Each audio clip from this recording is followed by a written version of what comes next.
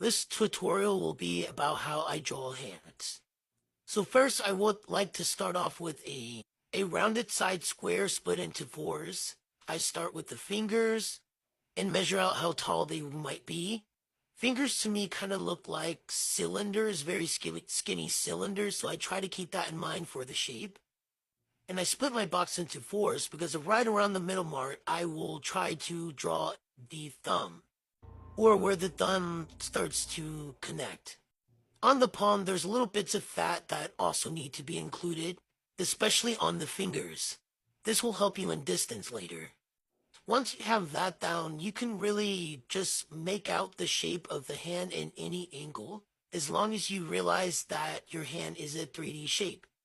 The fingers also follow a pattern, but remember, hands have different patterns to the fingers. Sometimes some people's middle finger might be a little shorter, or some people's index finger or ring finger might be a little taller. So just keep that in mind. I just like to go with the basics.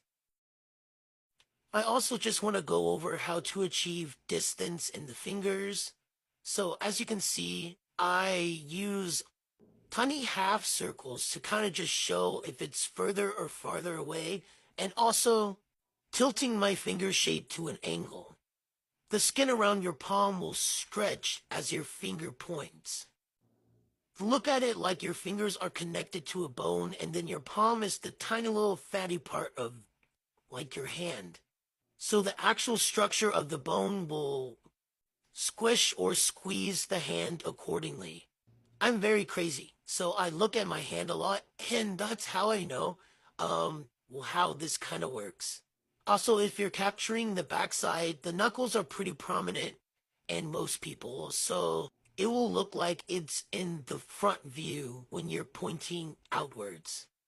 My favorite part of drawing hands is definitely the knuckles and the bones connecting to it or right over it. I don't know. I haven't studied skeletons in a while, but anyway, they're usually set at the base of your finger. I like to depict them with tiny like diamond shaped things, and I do this because when I go to render, around the shape of the diamond will have a darker color, and then right on top of the diamond, like in the middle of it, will be the bone popping out, as you kind of see me planning here. Your thumb also has this too, so just try to keep that in mind. This is a very fast sketch because as you can see, I'm going around the diamond with a darker color.